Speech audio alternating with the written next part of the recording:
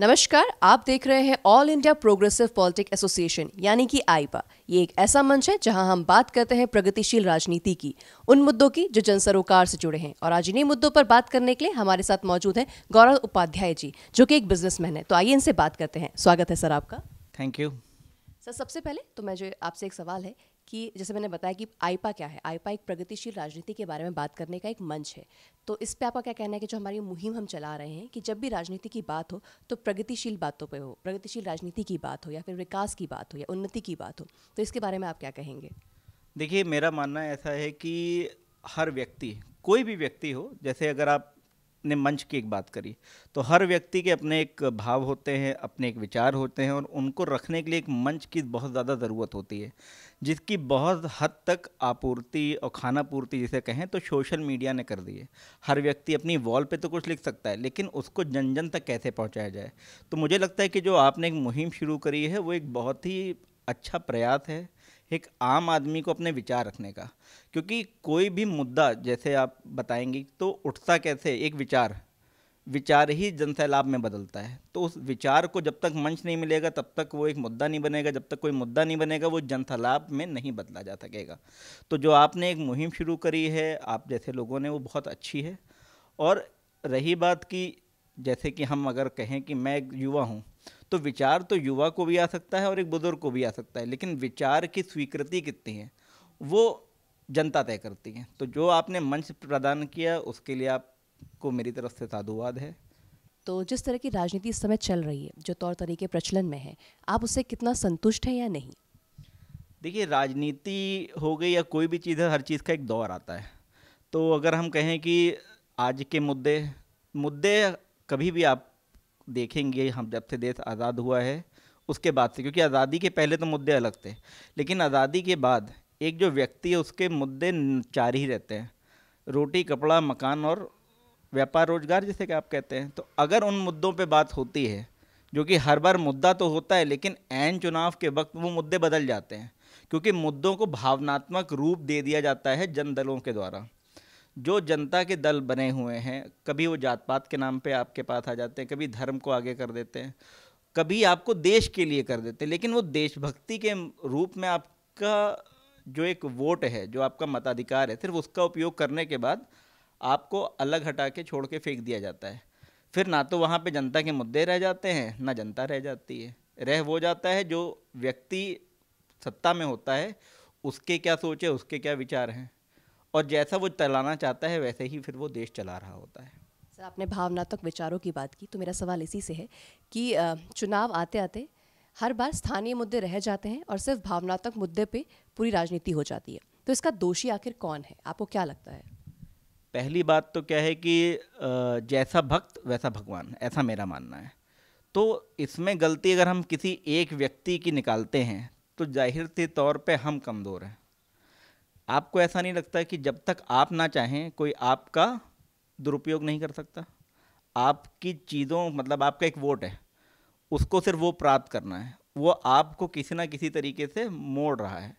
तो जाहिर सी बात है, अगर हम ये कहें कि मुझको तो देश का मुद्दा दिखा के उसने वोट ले लिया और कर वो धर्म की और आपका आरक्षण की और उसकी राजनीति रहा है, तो ये हमारी गलती नहीं है।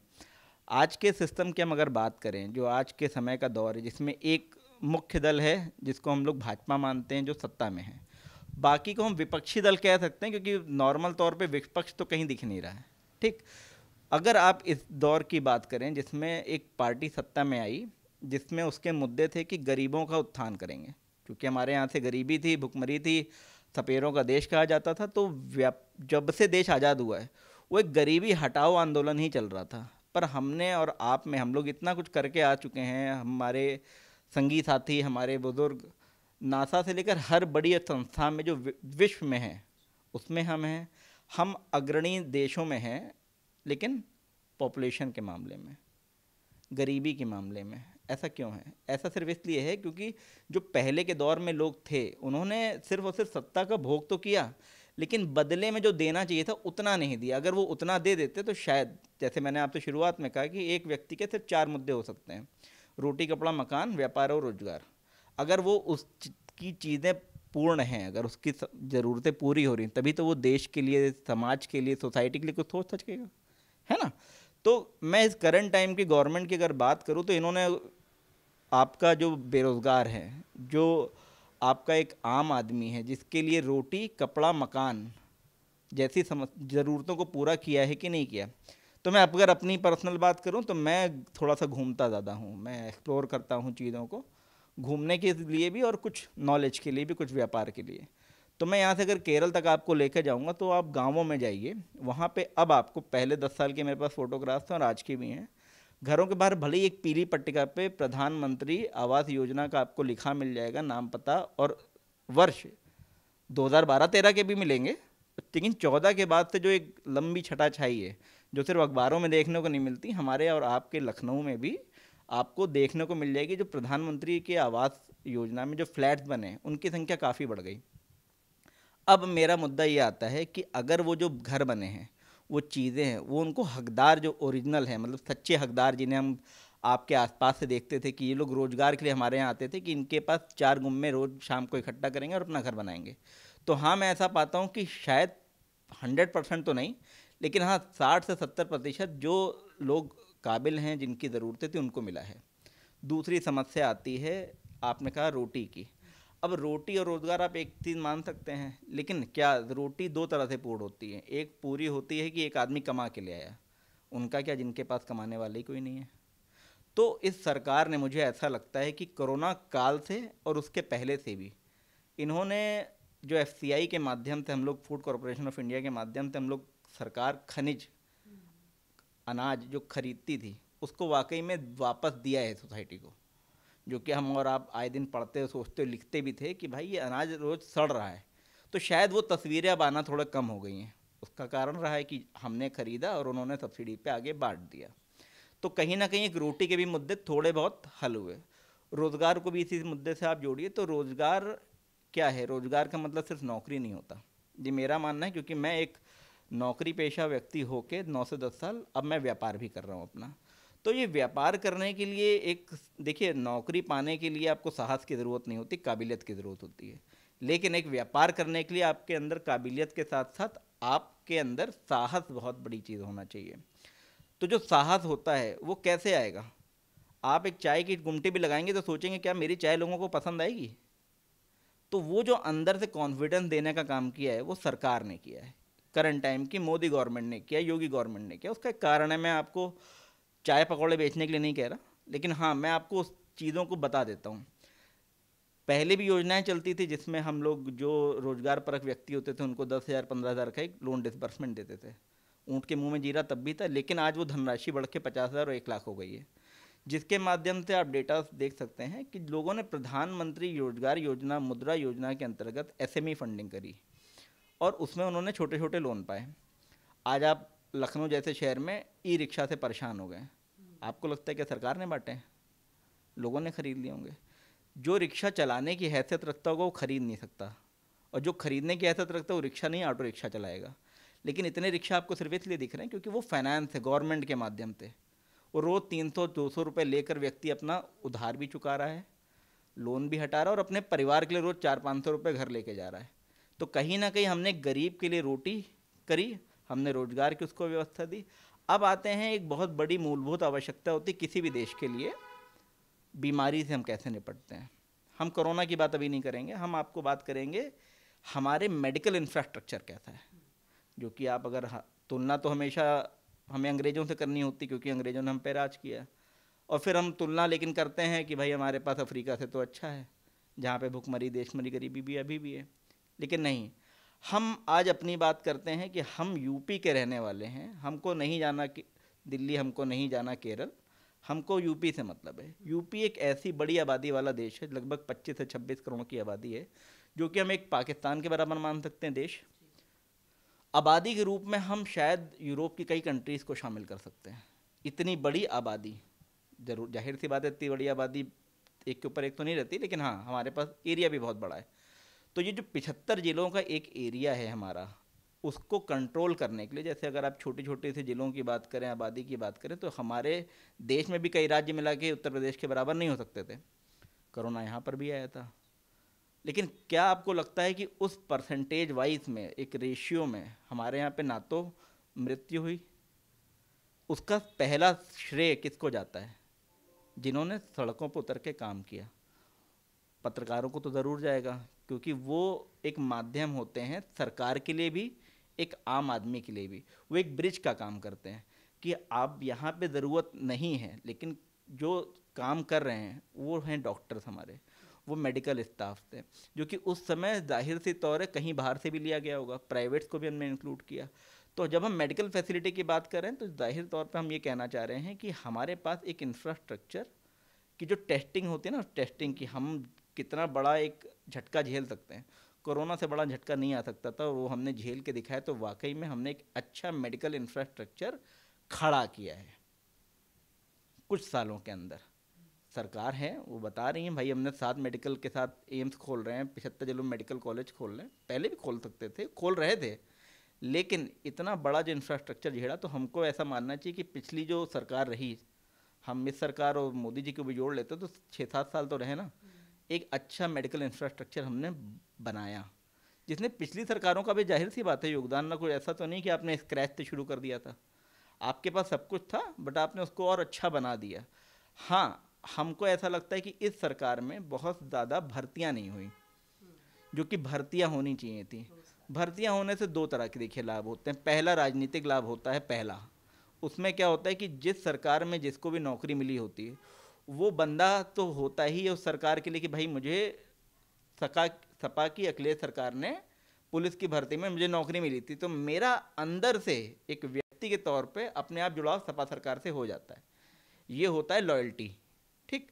दूसरी बात आते हैं, ये जो एक व्यक्ति के साथ पूरा जुड़ा हुआ परिवार होता है, एक तो खुद का परिवार हुआ, शादी हो तो फिर उधर वाला परिवार भी, तो वो परिवार भी आपके साथ जुड़ा, आपका एक लॉयल वोट बैंक बना।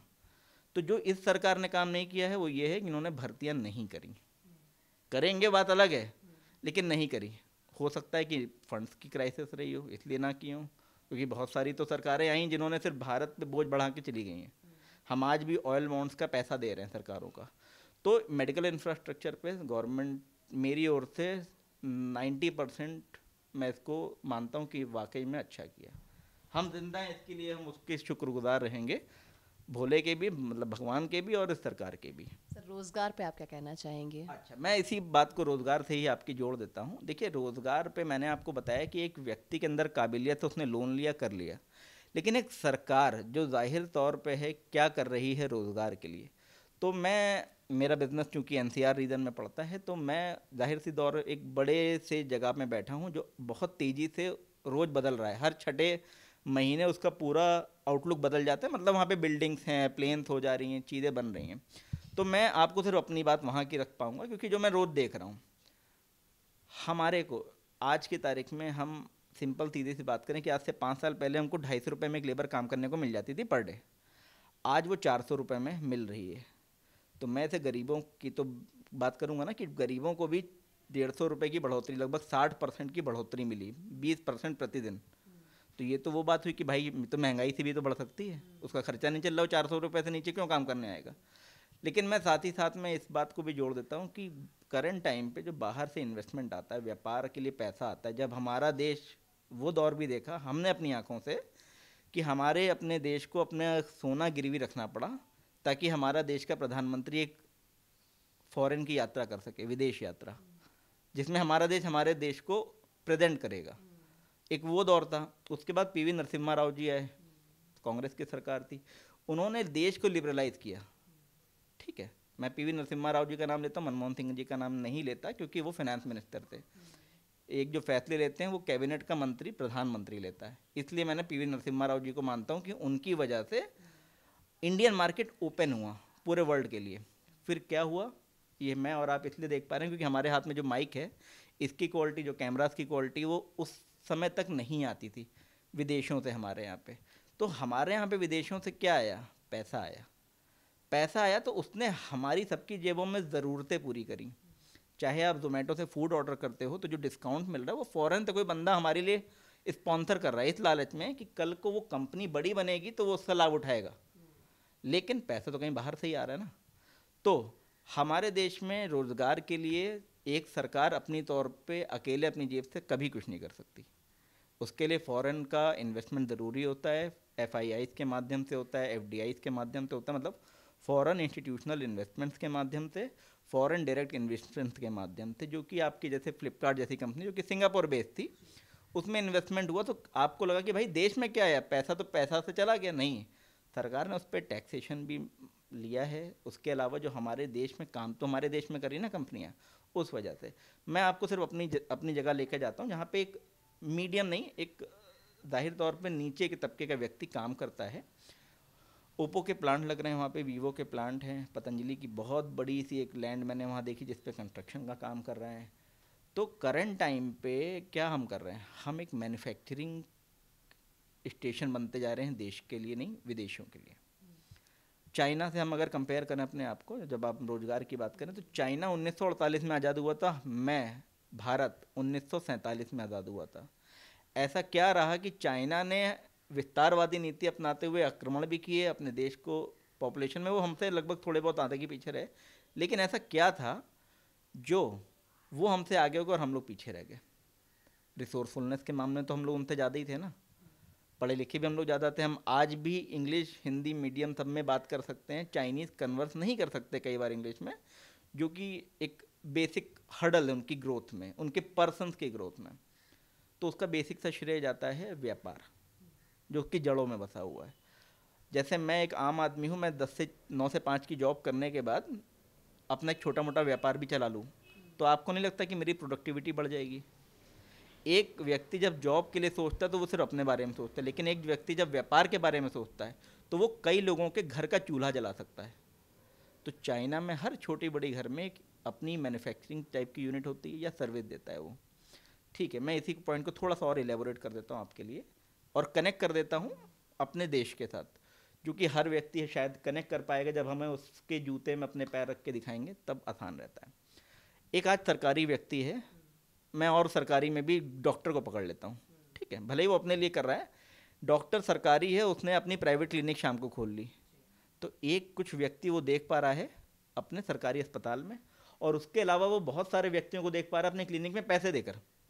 लेकिन क्या आपको नहीं लगता उसकी प्रोडक्टिविटी बढ़ गई है? पॉजिटिव साइड देखिए, एथिकली तो ये रॉन्ग है, ठीक, लेकिन वो क्या करेगा अगर उसकी ड्यूटी सिर्फ 2 बजे ख़त्म हो जाती है? क्या वो बैठ के घर में सो जाए? नहीं।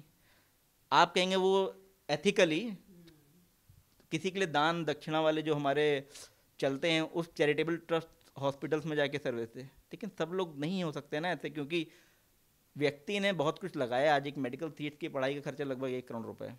आपको लगता है वो उसे कमाने जाएगा कितने सालों में कमा पाएगा? लेकिन वो देश के लिए अगर हम सोचें पॉजिटिव वे में तो वो पैसा कमा के दे रहा है, उसी को हम आप जैसे गरीब आदमियों से जोड़ देते हैं।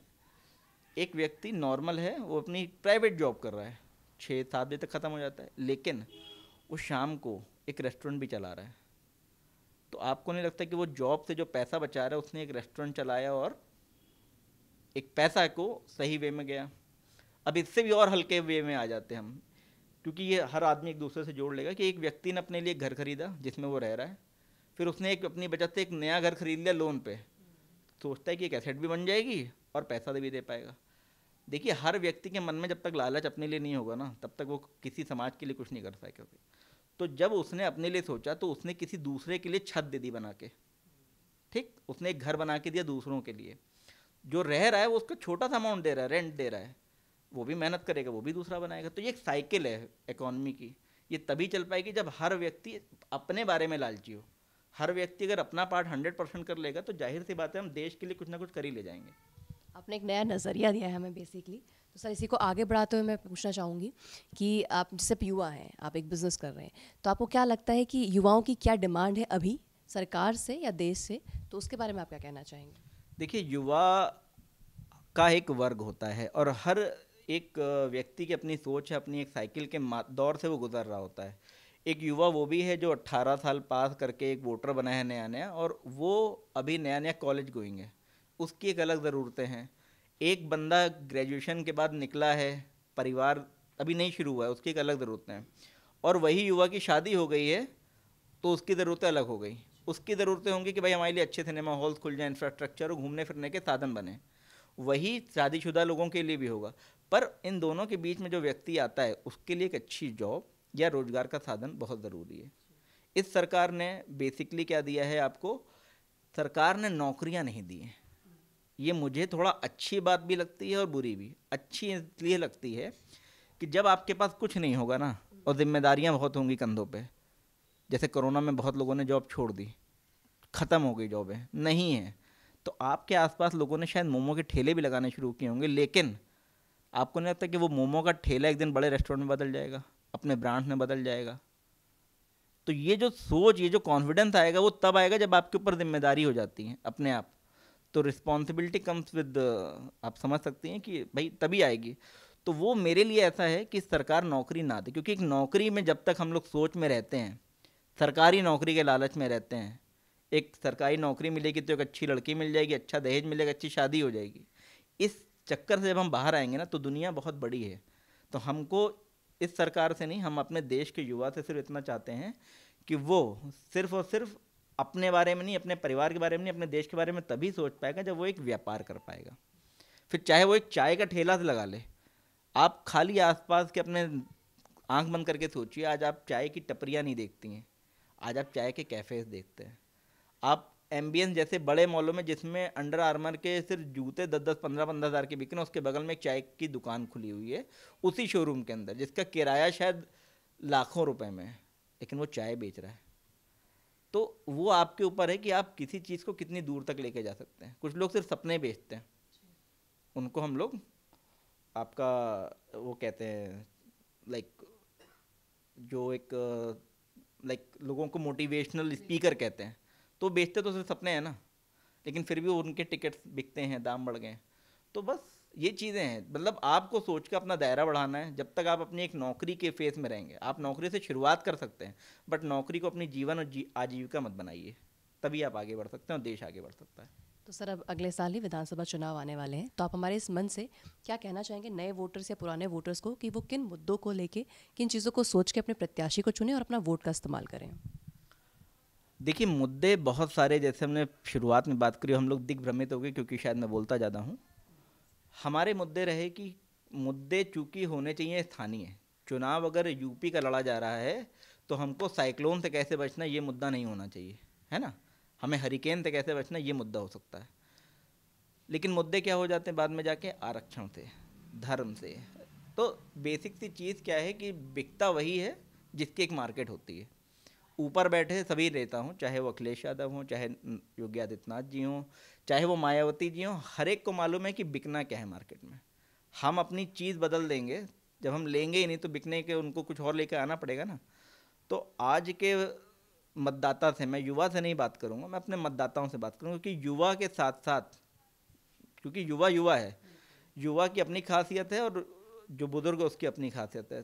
तो like I have grey hairs, तो people will figure out that I have some kind of wisdom. तो wisdom comes with experience, तो वो एक उम्र के साथ आती है। तो मैं आज के जो मतदाता हैं उनसे सिर्फ इतना सा कहना चाहूँगा कि अगर वो सिर्फ अपनी ज़रूरतों को पकड़ के बैठ जाए कि हमें ये चाहिए ही चाहिए, आज आप सड़क के मुद्दे बना सकते हैं, क्योंकि लेकिन अगर वो सड़क अच्छी बन गई और 5-7 साल चल गई तो क्या आपको लगता है वो मुद्दा दोबारा रह जाएगा? तो सड़क कमज़ोरी इसीलिए बनाई जाती है कि वो दोबारा फिर से मुद्दा बने। तो अपने ये जो मुद्दे हैं छोटे छोटे, इनसे आप उभर के ऊपर आइए। आप रोटी कपड़ा और मकान, इन मुद्दों को छोड़ दीजिए। क्यों? क्योंकि रोटी कपड़ा और मकान देना आपको सरकार की, एक राजा की जिम्मेदारी कभी नहीं होती, क्योंकि मनुष्य को पैदा ईश्वर ने किया है, ईश्वर ने आपको सामर्थ्य प्रदान किया है। उस शक्ति का आप इस्तेमाल करिए, आप अपनी ज़रूरतें खुद पूरी कर सकते हैं। लेकिन जो ज़रूरतें आपकी पूरी नहीं हो सकती, जिसके लिए बड़ी चीज़ों की और बड़ी इच्छा शक्ति की ज़रूरत होती है, वो है देश। आप इस देश के बाहर जब जाएं तो आपको लोग इज्जत की नज़रों से देखें, उसके लिए कौन काम करेगा? आपको इन मुद्दों पे देखना चाहिए कि जब आप यहाँ से यूएस में जाएं तो लोग ये ना कहें दे कम फ्रॉम, लाइक कि वो सपेरों के देश से आए हैं। जो कि बाहर से फॉरेनर आता है, हम उसे बड़ी इज्जत से देखते हैं। हम बाहर जाते हैं तो हमें इज्जत मिलनी चाहिए ना। आप यकीन मानिए, मैं 2014 के बाद से सिर्फ दुबई जैसे देश की आपको बात करूं तो वहाँ के लोगों के मन में नज़रिया बदल गया है देखने का। मैं लास वेगास तक मैं गया हूँ, तो वहाँ पे पहले टेबल्स नहीं मिलती थी हम लोगों को कसिनोस खेलने के लिए। कसिनो में जाते थे, लाइक ओके आपके लिए वो टेबल थे, या छोटी आप ये बिडिंग कर लो। डेफिनेटली हमारे पास पैसा होता था बट इज्जत नहीं मिलती थी, इवन फ्रॉम सिंगापुर जो कि हमारे देशवासियों ने बसाया है। लाइक मले पीपल जो होते हैं वो, हमने उस छोटे से टापू सिंगापुर की रक्षा करी। उस देश में भी हम लोगों को इज्जत की नज़रों से नहीं देखा जाता था, लेकिन कुछ टाइम के बाद अभी सालों में इज्जत देखने का नज़रिया बदल गया। क्यों? एक व्यक्ति से तो नज़रिया बदलता है, इस बात में मैं इत्तेफाक रखता हूँ, नरेंद्र मोदी ऐसा ग्लोबल लीडर ना हो, और उसका एक तरीका है। हमने आज के पहले कोई चलता फिरता प्रधानमंत्री नहीं देखा था ना राजीव गांधी जी के बाद। अब हमारा प्रधानमंत्री चलता फिरता है, चाहे अटल बिहारी वाजपेयी हों, वो भी कमज़ोर थे, बुजुर्ग थे। तो जहाँ युवा की बात है तो युवा अपनी जगह ठीक है, लेकिन मुद्दे स्थानीय ना होकर भी आपको बड़ी, आपका विज़न जितना बड़ा होगा, जब हम लोग रोज़ स्कूल में तो पढ़ते हैं कि सोच बड़ी करो, सोच बड़ी करो, सोच बदलो, तो वाकई में जब तक हम अपने स्थानीय मुद्दों से, छोटे मोटे मुद्दों से नहीं हल होंगे, तब तक हम आगे नहीं बढ़ पाएंगे। क्यों? आपकी जो बेसिक ज़रूरत है कि आपके घर के बाहर की सड़क ठीक हो, उसके लिए गवर्नमेंट एक फ़ंड अलॉट करती है। आपको सिर्फ मालूम होना चाहिए कि हमारा पार्षद, हमारा विधायक वो सड़क बना के दे, तो वो चाहे आप कोई भी चुनेंगे वो तो बना के देगा ही ना। लेकिन आप अगर बड़ी स्टेट में देखें कि भाई हमें हमारे लिए एक अच्छी चीज़ों की सुविधाएं दें, तो जब तक वो नहीं आएंगी तब तक कैसे बढ़ेगा देश हमारा? वो चीज़ है। आप बताइए कि भाई हमको इन्वेस्टमेंट के अच्छे ऑप्शन दीजिए, इन्वेस्टमेंट हम कर पाएँ।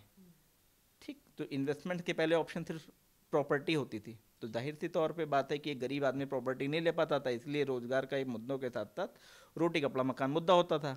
आज जब सरकार फ्री मकान बना के दे रही, तो एक जो मकान के प्राइसेस थे ना, वो हमारी और आपकी पहुंच में आ गए, तो हम खरीद पा रहे हैं इसको। इस बात के लिए हमें धन्यवाद देना चाहिए सरकार का। तो इसके लिए एक बहुत बड़ा विजन चाहिए। धन्यवाद सर। तो ये थे गौरव उपाध्याय जी, जिन्होंने एक नया नज़रिया दिया हम लोगों को। तो हमारे चैनल से जुड़े रहने के लिए इसे लाइक, शेयर और सब्सक्राइब करना ना भूलें। धन्यवाद।